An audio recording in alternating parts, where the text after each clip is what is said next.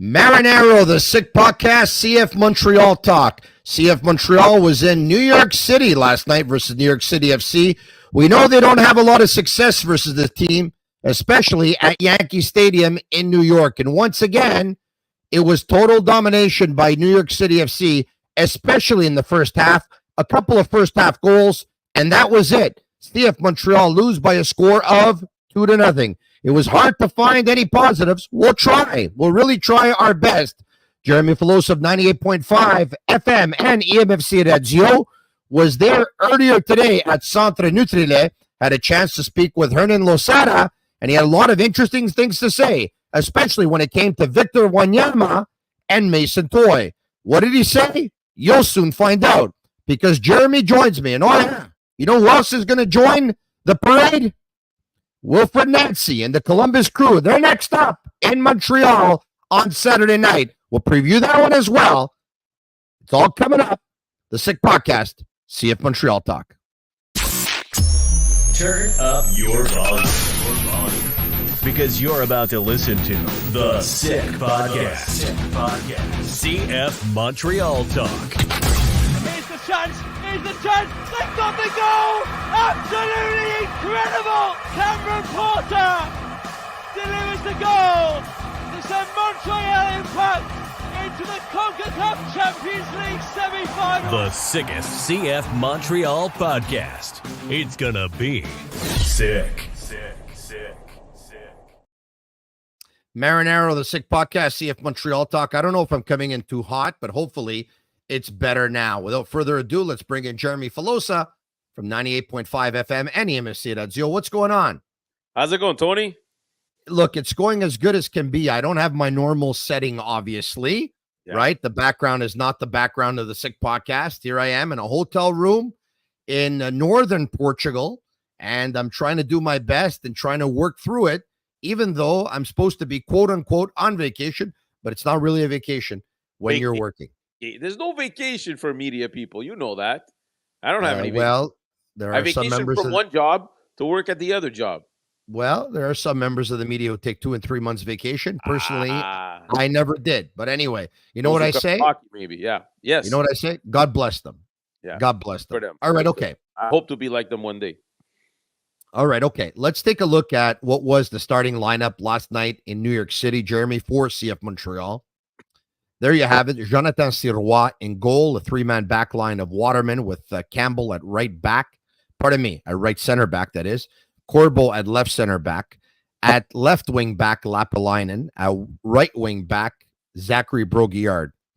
In front of the back line, it shows up as 2 6s, but it was more like Piet as a 6, Saliba as an 8, Chouanière as a 10, in behind Opoku and Vilsaint.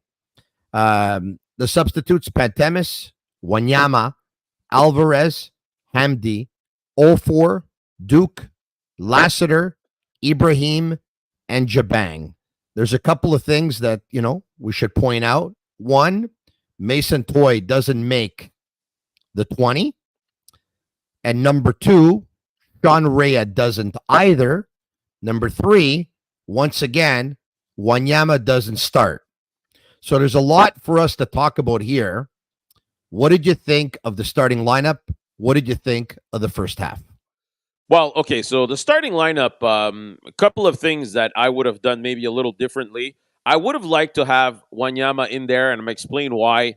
I think Wanyama, with the experience and the fact that you don't necessarily need to be fast or to run fast on this pitch, but you need more poise and concentration and calm with the ball, something that Saliba is still working on at this moment. So I would have liked Wanyama to play next to Samuel Piet. I'm not crazy about Chouanière playing as a 10. I prefer him as an 8, but that's okay. I understand that Duke didn't have a great game the one before, so they wanted to try something different. Just goes to show that we still haven't found, a guy that can play the 10 position convincingly. I don't like Lapalainen on the left. You already know that. But Lassiter made a comeback yesterday, played 45 minutes. He'll probably be the one starting at that position next game. So that's the reason why he wasn't there. But that's about it. I mean, listen, I didn't like the whole game at all, to tell you the truth. I can't stand watching those games at Yankee Stadium. I absolutely hate it. I find it's terrible for the show. It's terrible for the purity of the game. You can't build anything. You always have 2-3 guys in your face. It doesn't make for a good display of soccer. That being said, I always found it very complicated to judge those games because the guys are just not used to playing on that small pitch, and it clearly affected them yesterday again. But at the end of the day, it's just another game on the road where you just didn't do much. You didn't create much. You ended the game with 0.6 expected goals, which is not enough to win games on the road in the MLS this year. All right. So, first of all, Wanyama, two things. Yeah. Number one, his value is not going to go any higher, and he doesn't fit into what they're trying to accomplish here. So if he sits, Saliba plays, and when Saliba plays, Saliba's transfer market goes up with each and every game, and he's going to be one of the next players that they're going to sell. That's number one. Number two, without knowing this for a fact, because I don't, I'm going to tell you what it looks like from the outside. From the outside, it looks like there's a team that has realized, or a management group, or a staff, or a coaching staff, whatever, that has realized that we don't need this guy here, or he doesn't fit into what we want to do. And you know what? If we don't play him, maybe at the end of the season, he says, I'm out of here. Once again, I'm probably exaggerating. I don't know this for a fact. I'm saying it looks like something like this from the outside. Well, Tony, if that's the case, we have a bunch of people who are struggling to do their job properly. Because if you're signing a DP for that kind of money, and we know that $1.8 million for Montreal is a lot of money, and to only realize 6 months later that you don't need this guy, I don't know what the heck you're doing, to tell you the truth. When going into the season, yes, at 6, you could have used possibly, or you had at your disposal possibly. Let's just talk about during training camp. You had Samuel Piet, you had Nathan Saliba, you had Iliadis, you had Zuir, and you have Chouanier who can play there. So you have 5 players who could play there. Look, Jeremy, let's put the cards on the table. The decision to bring Wanyama back. I think we lost Listen, Tony. what are we going to say? Was the right one? No, it's not. It You hear wasn't. me, Jeremy? Yeah, I hear you now. No, it wasn't the right one. Okay. I mean, we could all realize that now. I mean, 6 months later, the guy's not playing anymore. Today, Hernan Losada told us he had an issue with Wanyama's work. He didn't say work ethic, but he said work on and off the field. Let me bring up the clip, if you don't mind, Jeremy, Okay. because we have it. You were there today. Yeah. Let's listen in to Hernan Losada, asked by Jeremy Filosa about Victor Wanyama. J'ai pas le choix de te demander de poser la question sur le cas de Victor Wanyama qui ne joue plus présentement. Ça a été votre capitaine pendant la première moitié de la saison. Vous avez beaucoup compté sur lui. Là, c'est sûr qu'il y a des plus jeunes qui vont peut-être plus vite que lui, transitionnent plus rapidement. Mais comment vous faites pour gérer le fait que votre seul joueur désigné présentement ne joue pas? Et je sais que vous voulez aussi compter sur lui pour son leadership, aider le groupe, mais s'il ne joue pas, c'est difficile aussi. C'est difficile, mais c'est la part de son travail. C'est aussi sur le terrain, mais aussi à côté du terrain. Et franchement, on a choisi pour jouer plusieurs matchs avec un seul 6. Le 6 maintenant, c'est Samuel Piet. Et quand Victor il était un peu mal, il était blessé, Saliba il a bien joué. Il n'y a pas plus d'explications que ça. There you go. Listen, Plus I mean, explicación que ça. no, but listen, he said he had an issue with his work on and off the field. And you know what? Up to a certain point, if he's not the guy that you want to be using to start games, that's something. But you had opportunities in this last week to use him to come in and close games. He didn't do that. In a situation where you're playing on a smaller field when you need a guy that's more calm, poised, you don't give him a start. From what we're hearing, Tony, he was supposed to start this game. Something happened in the last 24 hours that made Losada change his mind and put Saliba back in place of Wanyama. So what happened there, I don't know. I'm not sure that something happened because the day before they left, when they practiced, it was Piet who was practicing in that spot. Okay, but just I mean, what are you going to do now with this guy? Because Wanyama is going to be making 1.8 also next year. All right, no team is going to take him at 1.8. As you mentioned, there may be a possibility where Wanyama says, you know what? I've made enough money in my career. I'm not going to be living through this anymore. I'm done with this. I'm leaving. I'll find a team in Europe that wants to give me $500,000. Just cut me out of my contract and I'm gone. But seriously, Tony, it's not going to happen. The guy's going to want his money. And if he wants his money, you're going to have a hard time getting rid of this guy. Now, I mean, Saudi Arabia. Yeah, sure. If there's an opportunity there, maybe, sure. Because If there's you're not going to, Jeremy, they're going to sign you pretty soon. but yeah, because like I said, I think at some point, if players are willing to pay them to play, I think they would actually consider it. But that's another story because we'll talk about it in just a few minutes. But yeah, because you're not going to want to live through this again next year. If Wanyama doesn't play Saturday, Tony, if he doesn't play Saturday with the international break coming, all right, he will have skipped 2 full months of play. 2 full months without playing. Your only designated player, your only player that makes over $1 million. By the way, but Jeremy, if he skips 2 months or he skips 7 weeks at this point, what's the difference? He's not on their plans. They regret the signing, and they hope he's not going to be back next year. What I'm more interested in, Tony, but how do you work like that? How do you work? But listen, because sometimes you get it right and sometimes you get it wrong. What I'm wondering about is, what does that mean off the field? Does off the field mean in the gym, or does off the field mean in the club? You know what I mean? Like I'm trying to figure out what, he's not ready on the field and he's not ready off the. What does that mean off the field? I'm sure he's talking about his demeanor. I mean, if the guy's not playing anymore, I'm sure he's not happy. If he's not happy, is he grumpy around the clubhouse? Is he not showing that leadership? It's tough for a guy to be a leader if he's not going to be playing, right? And the thing is, Tony, there are a lot of unhappy guys in this dressing room, okay? And if Victor Wanyama, who's liked by a lot of players, who's the leader for a lot of players, is the leader of Le Club des Mal-Aimés, if he's the leader of the group that's unsatisfied, you're going to have a problem, Tony. You're going to have a problem. This is the last thing that you want, is this guy to be unhappy and to bring guys with him, right? And as you mentioned, he has a contract for another year, so it's not going to be easy to get rid of this contract. We'll see. Jeremy, the veterans, anyone who has any kind of pull in that locker room or has any kind of voice, most of them are out. Kyoto and Wanyama are the only ones left, and they're going to be out soon. And you know what, Tony? They won't be back next year. It shocks me to see how many players of the core end up leaving dissatisfied. I mean, how could it be that all these guys are all of a sudden disgruntled? How could it be that so many guys leave in a disgruntled fashion? Could it be that Victor Wanyama is just not working as hard as he was last year because he had to take a pay cut? Tony, if you had to take a pay cut from the radio, maybe you'd care a little bit less. Who knows? I don't know. Maybe it's the case. But that's a little bit of what you get. That's a gamble. You bring in a guy and you cut his salary. It's a gamble that he might not give you as much on the field. But just to tell you, Tony, this club has a $9 million payroll. 9, okay? Victor Wanyama, $1.8 million, no longer playing.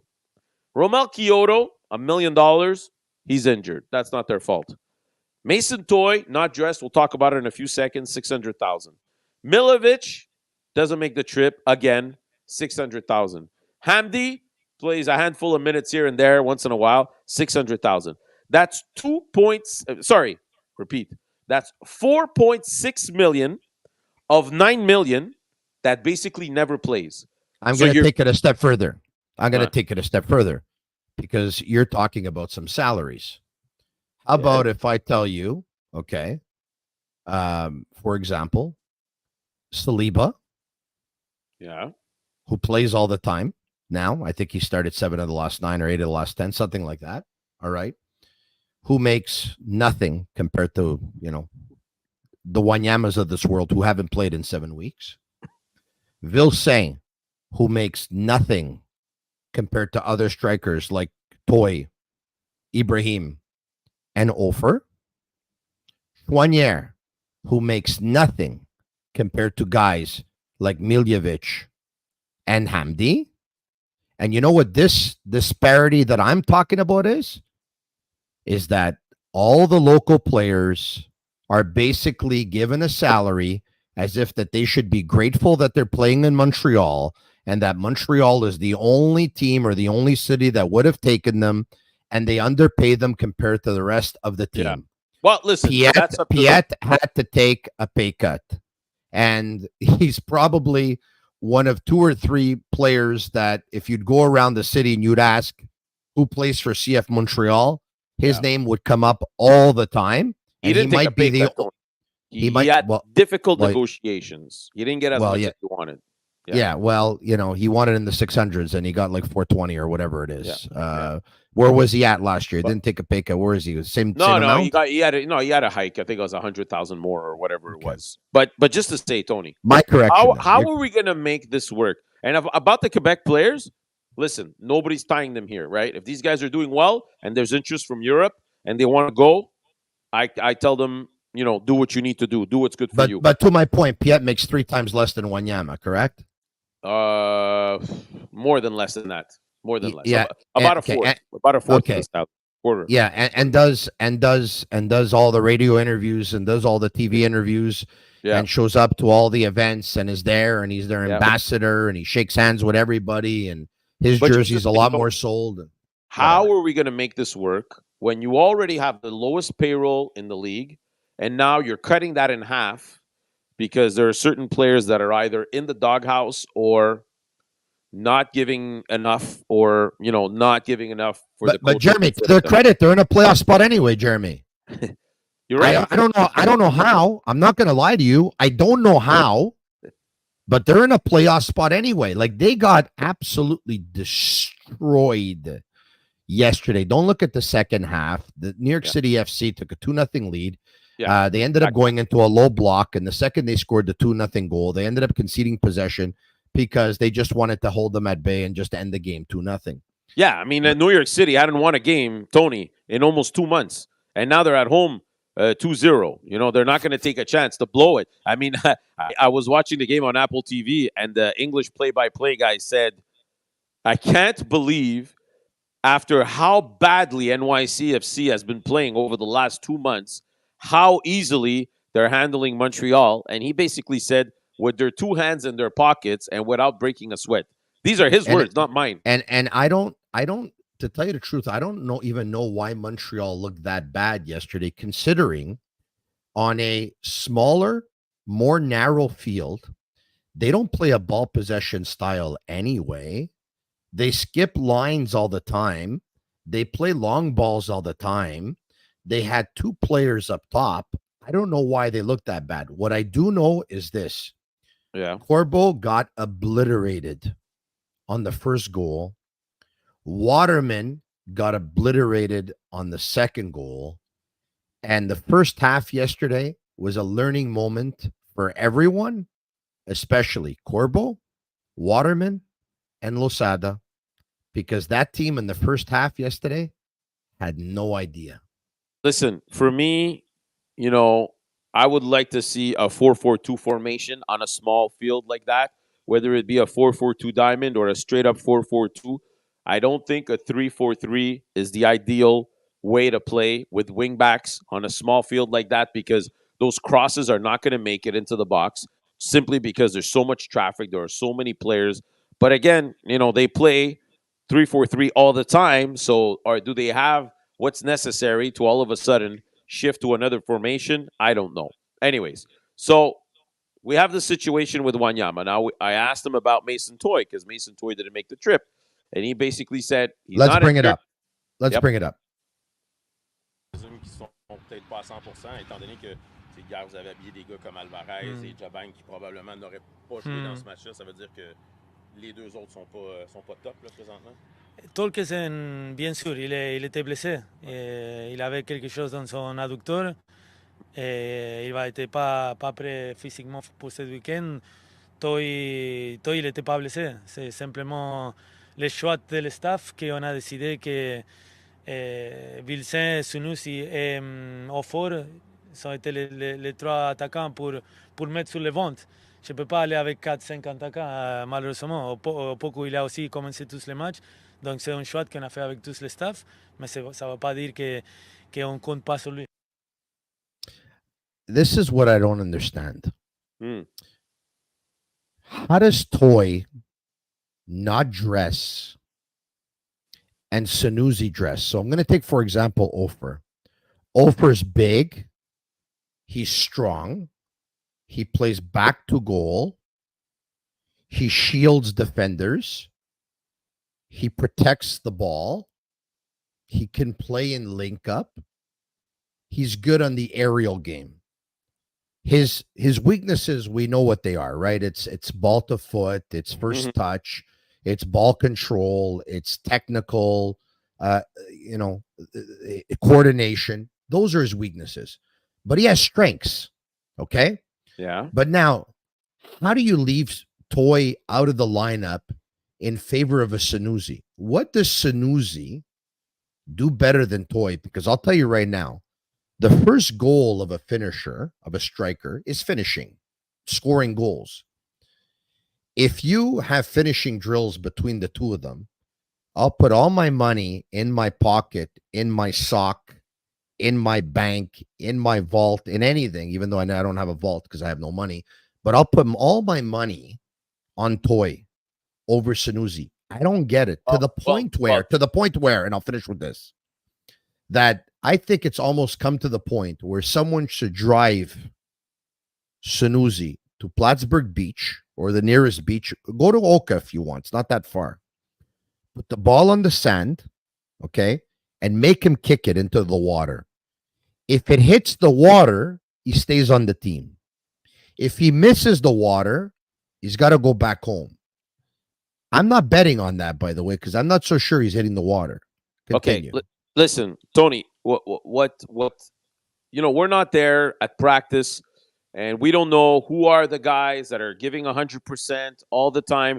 And you know what? I sympathize with a lot of players because in soccer, it's not like other sports. You only start 11 guys, and then you got about another 15 guys that are disappointed and are upset.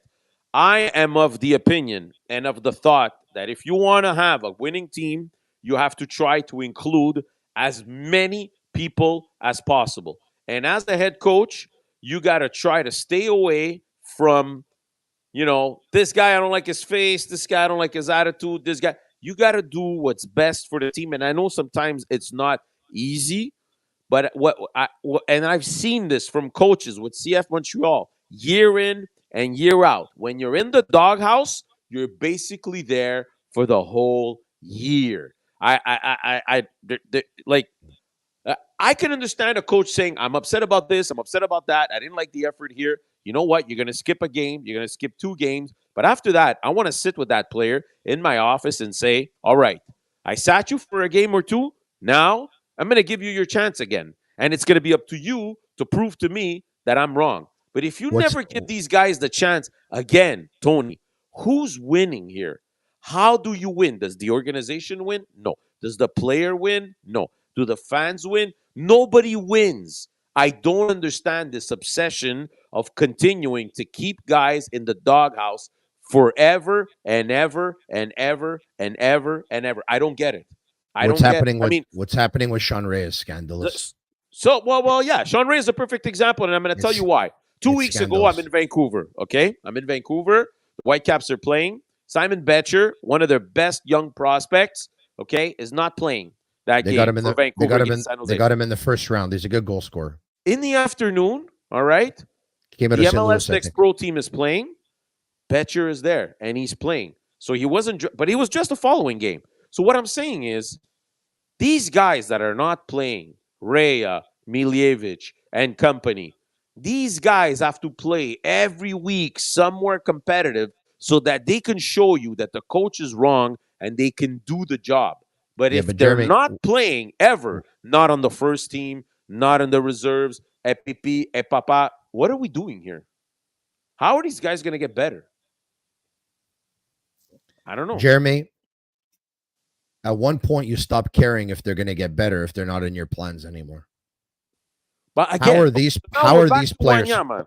But If how are Sean these players? Rea at the beginning of the year, 5 months ago, was a starter and he was good enough to start and he was in your plans and you wanted to develop him and you wanted to sell him, how is that 5 months later he's not even good enough to dress?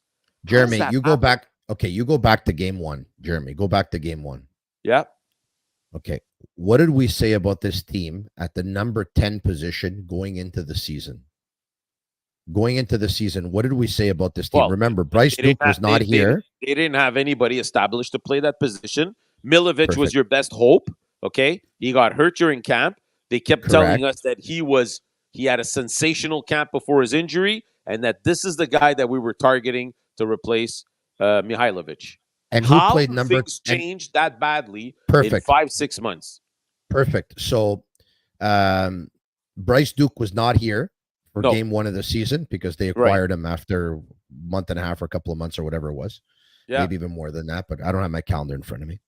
Number 2, Miljevic, who was supposed to be probably next in line after Jordi Mihailovic. He was hurt during camp. So I'm going to ask you, who was the starting number 10 for game one of the season? I'm pretty sure it was Rea. It was Nathan Saliba. Oh, it was Saliba. You're right. It was Saliba. Correct. You're right. Yeah. Now, what did we hear about Rea? Rea, we heard winger or 10. What did we hear about Saliba? 8 or 6.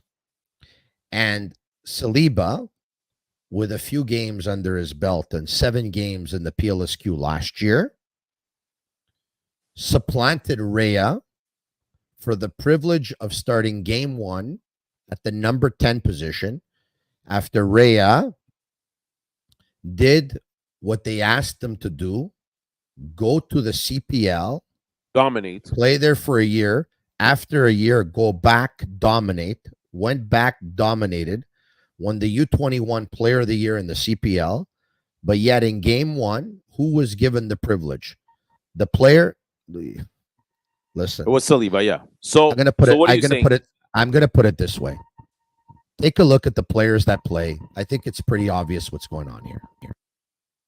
Well, it's maybe obvious to you. It may not be obvious to Monsieur, Madame, Tout le Monde who follows his team not as closely. But I know what you're going at. I know where you're going. You want to talk about Saturday's game? I can't hear you, Tony. I can't hear you. Something wrong with your microphone. All right, so we'll wait for Tony to get back. Hopefully you can hear me. You there, Tony? You hear me now? Yes. Go ahead. Okay. Well, if you know where I'm going and I know it, then we're both thinking the same thing. So maybe we're both wrong. Okay. All right. Okay. Where else are we going here now? In terms we're going for Saturday. We're going for Saturday versus Wilfred Nancy and the Columbus Crew. Yes. This is CF Montreal is a team. They're a team that is a team of two tails, one at home and one on the road. Yes. At home, if they score first, they close the game. On the road, if they concede first, the game is over. At home, if they concede first, they still have a chance, but they're clearly not the same team than the team that scores first because, once again, Jonathan Sirois, 10 clean sheets. Yeah. They stifle you at home. Sometimes they don't even give shots. But this is going to be a great game. Oh, this is going to be something else. This is not going to be your average Saturday night MLS soccer game at Saputo Stadium because Wilfred Nancy is going to come here, Tony. And if everybody remembers how badly things ended between him and Saputo and the team, it was an absolute nightmare last year. Wilfred Nancy is going to put a lot of money on the board, Tony, to say, you know what, guys? And he rested a lot of players yesterday. Huh? This was not a coincidence. He rested a lot of players because he wanted to have his best ready for Saturday night. And Wilfred Nancy wants this win very, very badly. And he's got the team to do it. I mean, they got Cucho Hernandez. They got Diego Rossi. They're going to have Rudy Camacho is going to want to come here and prove to everybody that he deserved a new contract and that they didn't offer him one. So they're going to come in here, like they say in French, avec le couteau entre les dents, right? And Ariel Lassiter said it best today. And Lassiter wasn't even here last year.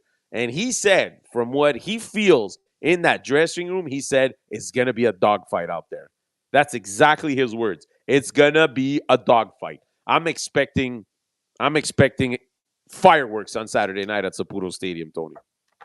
It's without a doubt, it's going to be sold out again, and rightfully so, because this is going to be. It's not right now, eh? It's not right now. It's far from, by the way. It will be, because one of the things I've noticed that they're doing, and they're doing a good job with this, is that I'm sure you're getting emails all the time about the next game, even before the previous game actually starts, for tickets. So, for example, when they played last weekend, before the game, I think it was on Thursday, they announced the sellout for the Saturday game versus the Revolution.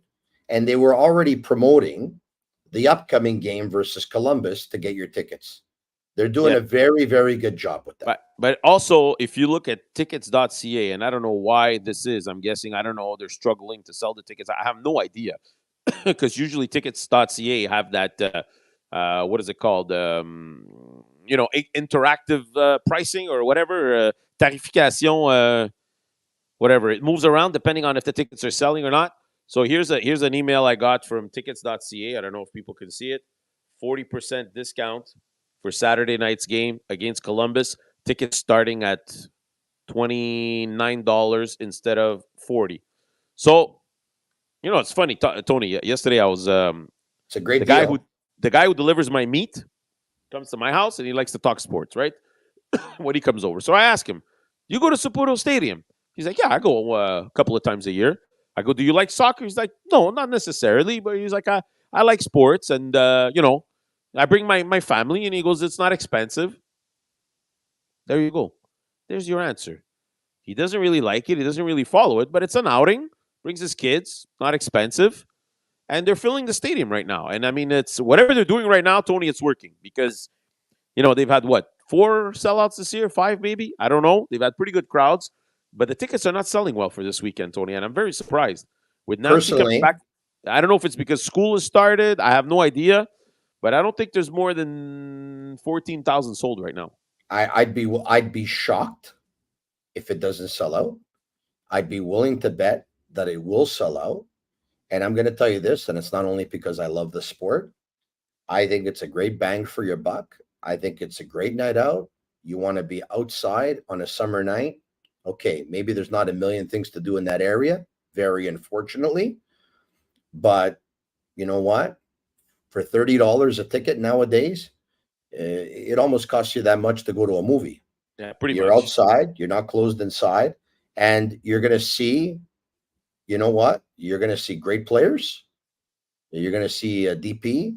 It's probably going to have to be with Columbus or other teams, but, hey, Nacho Piatti is going to be there signing autographs. Did you see that? Yes, exactly. He's been in town for a few days. They've had a reunion with some of the former Impact players. That was really nice to see. I'd like to see more of that from the team. But just it was very well done. It was very well done. Kudos to the organization on that one. Saturday, it's going to be something else because I'm telling you, Wilfred will not want to lose this game. He's going to come in here, guns a-blazing. And, I even asked Sirois this morning. Jeremy, CF Montreal is not going to want to lose this game either. 2 reasons. Number one, they're trying to get a playoff spot, right? They're I think they're 5 points ahead of the 9th spot. That's number one. Number two, you don't think that they want to beat Wilfred Nancy too? You know what? I think Wilfred Nancy still has a lot of friends in the Montreal dressing room. They're 9-3 at home. No, you're right. But this is a good Columbus Crew team coming in now. It's not New England with, a lot of injured players. So I think Columbus Crew and the members they have there will be more hungry to beat Montreal than vice versa, I think. Of course, Hernan Lozada is going to want to prove to everybody that this guy that was coaching last year here, he's not as great as you thought. And I could hold my own, and I could bring this team to victories also. So yes, he is. He's as great yeah, as we thought. I can tell you that right now. no, so yeah, Yeah. Lozada, after a while this year, sort of made us understand that last year was last year, and whatever happened, I wasn't there, and it's out of my control, and Well, he's I right don't want about to talk that. about that team anymore. And you know what? But he's right about Lozada that. said, yeah, absolutely, and he said something very interesting today, Lozada, when we talked about the Columbus Crew. He started putting the table, Tony. He said the Columbus Crew is a type of team that spends money. They went to get good players during the offseason. They went to get more good players during the transfer window. So he's basically saying, "Hey guys, I'm not fighting with an equal I'm not on an equal playing field here. Remember Well, that." I mean, we didn't. And that's the first thing he said today. We didn't need him to tell us. I mean, no, exactly. Cristoforo Colombo, scoperto l'America. Scoperto l'America. And so no, but I want to get back to the whole Nacho Piatti thing. Yeah. Because it's been advertised by CF Montreal that Nacho Piatti is going to be at the game on Saturday. He's going to be signing autographs. Yes. And I think that this is an amazing, amazing, amazing thing because people have been waiting and waiting and waiting and waiting and waiting and waiting and waiting for a long time. And now we can finally say that on Saturday, September 2nd, 2023, CF Montreal finally has a real DP. You'll be signing autographs instead of playing, but so that's yeah. I don't know. Did you hear Gabriel Gervais with our friend Martin Lemay on BPM this week? Unfortunately, I did not. Okay. Enlighten me. Well, so just to get the gist of the situation, Martin Lemay twice asked him, said, when you're seeing everything that's happening in Miami and the value of what Lionel Messi is bringing compared to what he's costing them, does it not become tempting to try and go that way? Gabriel Gervais said, "Hats off to them for what they're doing, but please stop. That's and I didn't listen to it, but I wouldn't be surprised if at one point, they told you to look at what's happening in Toronto, because I've been hearing that a little bit. They didn't talk about Toronto, but they just said, just forget about what's happening in Miami. It's not the way that we operate, and we're not going to be changing our philosophy. He also asked them about what's going on with the renovations of the stadium, and he basically said it's running its course. It's advancing, but he didn't want to go any further than that, so we don't know much more. He didn't say much in terms of getting people excited about anything. Aside from the fact that he thinks that they have a good, exciting young team and crowds are showing up, so that's about it. So look, Jeremy, I'll say this, and I think that this is fair. Okay, I think this is fair. They're not an exciting team. No, they're not. An exciting more team. than half the games this year were not watchable. Even games they won, Tony, were not watchable. Last night, my son gave up to me. At halftime, he gave up. My son, he's like, "Okay, bye. I'm going to play video games." But in half the games, they didn't score a goal. They're not an exciting team to watch. I don't expect the president to come out and say we're not an exciting team. I mean, at the end of the day, his job is to help try and get people in the stands at the stadium. But I believe, even though I'm not crazy about the way they play, I believe that in the standings, which is where it counts, it's a results-oriented business, they have overachieved for the amount of money that they spend on the team. You talked about the construction of the team and the salaries and the amount of money that doesn't play. They're in a playoff spot right now.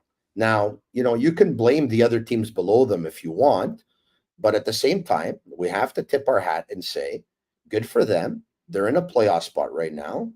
I don't know how they've done it, but they've done it. So the coach and his staff deserve credit for that. They really do. Also, they're a team that wins at home, 9 wins and 3 losses. That's another reason to watch. Third, they do put a lot of Quebecers on the field, and we have to tip our hat to them for that and commend them for that. But I'm not going to have anyone tell me that they're an exciting team to watch. I would go because I love the sport. I would go because I like to encourage teams in my city. I would go because it's going to help me with my work or my analysis, I would go because I love being outdoors in the summer and especially watching a soccer game. But I'm not going to go because someone's going to tell me they're an exciting team to watch. They've had games that have been entertaining. They've had games that have been exciting, but that's different than being an exciting team. LAFC is an exciting team. Columbus Crew is an exciting team. Inter Miami is an exciting team. There's a lot of exciting teams. They're not an exciting team. Jeremy, I don't hear you. Maybe we got to go because I don't hear you. Can you hear me now? I can. Okay, good. So we've asked Hernan Lozada this question. The show isn't great. It's not really interesting. And he said, listen, guys, right now, putting on a show can't be our priority. And he said it. Look at the roster that we have. Look at the money that we spend. We're not there. We're not there at the level where we can put on a show. We're just trying to survive, pick up points and put ourselves in a playoff spot. So it's not the priority right now. Tony, I've said it, and I know it's sad and it hurts me to say it. More than half of the games this year were not watchable. There's one thing it's in their hands. It's controllable. There's one thing that they can do to make this team more exciting. And I've said it once, and I'm going to say it again. There's something they haven't tried yet, that if they try it, I'm convinced they will be more exciting. What's that? Vilsaint at 10. Well, yesterday, I watched, he waited for the ball all game. Yeah, and he never got everyone knows. Everyone knows he's dynamic when he gets it, but it defeats the purpose if he never gets it. Yeah, you're right. You're right. Well, listen, I've asked when he gets it, he's great. I mean, look, but they tried everyone at 10. Well, I played 10. Salima. I've asked the coach this question, but this was at least a few months ago, and he said I don't see him at that position. So maybe I could come back and ask him again now that he's been playing some minutes. It's worth asking the question. But you talked about results compared to what they spend. Tony, they're throwing out day in and day out a $2 million payroll team on the 11. That's what they're throwing out. Most teams have one player on their starting 11 that makes more money. Okay, so Montreal throws out 11 players who total about $2 million. Most teams have one player on the field that makes more than that. Just take that into consideration and say to yourself, they're still in a playoff fight. You know what? Like I said, and I'll end it with this again. As much as we can disagree on several things and several evaluations, Lozada and his staff deserve credit. They're in a playoff spot, and I don't know how they've done it, but they've done it. And you know what? Good for them, and I hope they continue to do it and pull it off. On that note, you can... and this is why I rarely criticize the coach, because I know that he has very little to work with. So... there you go. On that note, you can follow us on YouTube. It's absolutely free. Sick Podcast, CF Montreal Talk. And follow us on Twitter at SickPod, CFMTL. I apologize for any technical issue. Sorry for those inconveniences. I am live from Portugal holding a microphone, which I don't normally do. And but I think we were able to pull it off. And I wanted to do it, and Jeremy wanted to do it, and we did it. Thanks again for watching. Thanks again for listening. Have a great day. And enjoy yourselves. Go out to the stadium on Saturday night versus the Columbus Crew. I think it's going to be a good one. And that's a wrap. Hope you don't miss us too much until next time. Follow the Sick Podcast, CF Montreal Talk on YouTube, Instagram, Facebook, Google Play, and Apple Podcasts.